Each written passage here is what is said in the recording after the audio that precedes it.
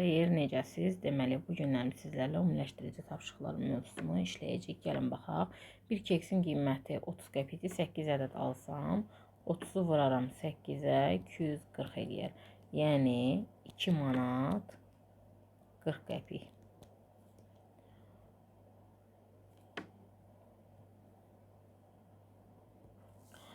Bir manat 20 qəpik olan şəkər tozundan 3 kilo alırıq. 1 manat 20 qəpik. Vuruq 3'e. Bunu 120'ye çevirip de 3'e vurup 360, 3 manat 60 qəpik yaza bilərsiniz. Və yaxud ki 1 manat 3 manata vuranda 3 manat, 20 qəpik de 3'e vuranda 60 qəpik. 40 qəpiyi vuruq 7'yə. Deməli eləyəcək 280 qəpik. Yəni 2 manat 80 qəpik. Mən qısa yazıram, yerləşmir deyə. Məsələsi üçün bu sualda uşaqlar çoxu çətinlik çəkir. 8 manat 70 qəpik 10 kiloya vurmaq. Biz burada nə edirik? Bunu bütövlükdə qəpiyə çevirib 870 qəpik yazıb vuruq 10 kiloya. O da eləyir 8700 qəpik. İndi qəpikdən manat çevirəndə 2-dən 0 çevirəndə 87 qəpik olmuş olur. Keçək buna. 1 manat 40 qəpiyi deməli 6 litr alacağıq. Yəni buradan yazıram. 140'ı vurursunuz 6'ya. 0, 2, 6 dəfə 4'üm 24. 2 yaxda 6, 2 yaxda vardı. 840 qəpik. Yəni 8 manat 40 qəpik.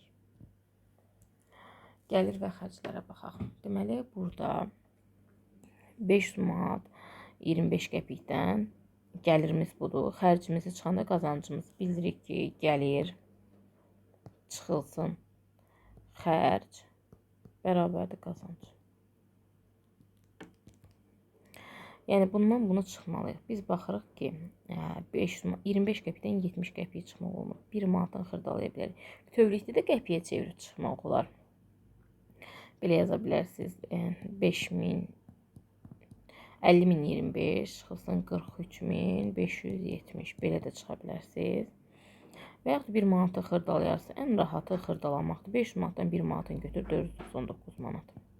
1 manatım 100 qəpikdir. 25 üstünə gəlir 125 qəpik. Çıxılsın 435 manat 70 qəpik. Çıxırıq. 125'dən 70 çıxanda 55 qəpik qalır. 95 4, 93, 6, 64 manat 55 qəpik. İndi gəlirdən qazancı çıxanda xərc olacaq. 615. Burada bu asandır. Deməli 60 qəpikdən 10 qəpik çıxanda 50 qəpik. Yəni 615'dən 120 çıxanda 5'dən 0, 5. 11'dən 2, 9. 5'dən də 1 çıxanda 495 manat 50 qəpik. Deməli baxırıq ki burada İndi mənə gəliri tapmaq lazımdır. Xərclə qazancı toplayanda gəlir eləyəcək.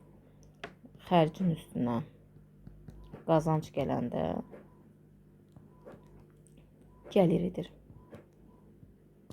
Toplayaq. 50 qəpiklə işimiz yoxdur. 50 qəpik olduğu kimi manatları toplayaq. 7 + 4 11 bir yadda. 9 + 2 11 bir yadda vardı 12 bir yadda. 5 + 1 6 bir yadda vardı 721 manat 50 qəpik. İndi 500 manatdan 80 qəpik çıxmaq çətin gəlir uşaqlar. Buradan 1 manatını ayır. 499 manatım qalsın. 1 manatım 100 qəpik. 100 qəpiyi bu kənara ayır. 100 qəpikdən 80 qəpik çıx. 499'dan da 370 manatı çıx. Deməli 100 qəpikdən 80 qəpik çıxanda 20 qəpik qalacaq. 499'dan 370 çıxanda 129 manat qalmış olacaq. Yəni belə rahat hesablaya bilərsiniz. Gəlin keçək digərinə. Alıcı 2 kiloqram düyü və 3 ədəd kəsmik aldı. Bu aldığı ərzağın pulunu ödəmək üçün satçı 10 manatlıq, bir dənə də 5 manatlıq verdi. Satçı ona nə qədər pul qaytarmalıdır? Gəlin baxaq. Deməli 2 kilo düyü alıbdı. Düyünün kilosu neçədir? 3 manat 50 qəpikdir. 50 qəpiyi 2'ye vuracağım. 6 manat 100 qəpik 7 manat eləyəcək. 2 manat 20 qəpiyi bax kəsimin qiyməti 2 manat 20 qəpikdir. 3 ədəd alıram. 6 manat 60 qəpik də bu edir. İndi deyək ki, o ona bir dənə 10 manatlıq verib, bir dənə də 5 manatlıq verib. Nə qədər pul edir? 15 manat veribdir. Mənim aldıqlarım nə qədərdir? 7 manatla 6 manat 60 qəpik toplayanda 13 manat 60 qəpik edir. Düzdür aldıqlarım. İndi mənim kassaya vermişəm 15 manat. 15 manatdan da çıxıram 13 manat 60 qəpiyi. Məsələn, bunun çıxmaqda çətinlik çəkən uşaqlar yenə 1 manatın xırdalayır, 1 manatın götürür. 15-dən birini götürəndə 14, 14-dən 13-ün çıxanda 1 manat. Bunun 1 manatın götürdüyü 1 manatım 100 qəpik, 100-dən də 60 çıxanda 40 qəpik etmiş olacaq. Və ya da siz bunu 1500 qəpiyə hamısını çevirib 1360 belə edib çıxada bilərsiniz. Necə rahatdır sizə. Geyim mağazasında 5 eyni paltar üçün 90 manat ödədi. 5 dənəsinə nə qədər ödəyib? 90 manat. 95-ə bölərəm. Taparam neçədir? 18 manatdır bir köynəyi almışam. Getdim dükana 18 manata bir dənə köynəyini aldım. 5 dənə aldım 90 manat verdim. İndi gəlib bunu öz dükanımda satacağım da 3 dənəsini 75 manata. 75 manata 3 dənəsini bölürəm 3-ə 25 manat. Baxın 18 manata alıb 25 manata nə edib? Bir dənəsini satıbdı. Deyir ki, indi buradan qazanc nə oldu? Qazancı soruşur da. 25-dən bizə nə demişdik ki, gəlirdən xərci çıxanda qazanc olur. 7 manat. Keçək növbəti məsələyə. Proqramçı bir həftədə 755 manat gəlir edir. O hər həftə 370 manat xərcləsə və bunun 2/1 hissəsi qədər əlavə xərc sərf edir. 4 həftədə proqramçının yığımı nə qədər olacaq? Bunu iki cür həll eləyə bilərik. Gəlin əvvəlcə gəlirimiz nə qədərdir? Gəlir 755 manatdır. Xərclərim 370 manatdır. Bir də bunun 2/1 qədərdir. 370-in 2/1 nə qədər eləyir? Yəni 370-i 2-yə böləcəksiniz. 300-ün yarısı 150, 70-in yarısı 35. 150 ilə 35-in 185 manat. Deməli, bu nə qədər xərcləyir? 185 manatla 370 toplasam, deməli, ayda bunun xərci 555 manata gedəcək. Bunun nə idi? Xərci. Yaxşı, onda bir ayda bunun qazancı nədir? 755-dən çıxıram 555-i. Eləyəcək orada. Nə qədər? 200 manat. İndi mənə deyir 4 həftəyə nə qədər? Sual sonda son. Bu mənim qazancım. 200-ü də 4-ə vursam 4 həftəyə 800 manat etmiş olacaq. Yəni cavabım 800 manat. Və yaxud da bunu mənim şagirdlərimdən biri başqa cür həll etmişdi. Necə həll etmişdi onu da göstərim. Mən çünki onlara həmişə bir neçə üsul öyrədirəm.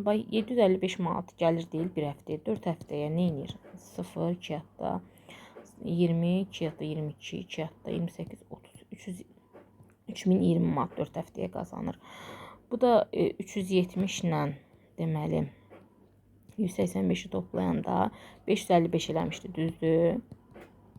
Xərcim 555 manat tapmışdıq da. Bunu siz qıraqda ki, özünüz üçün yaza bilərsiniz. 370, üstəgəl 185. 555. Deməli, bu mənim xərcim. 4 həftəyə nə qədər olar?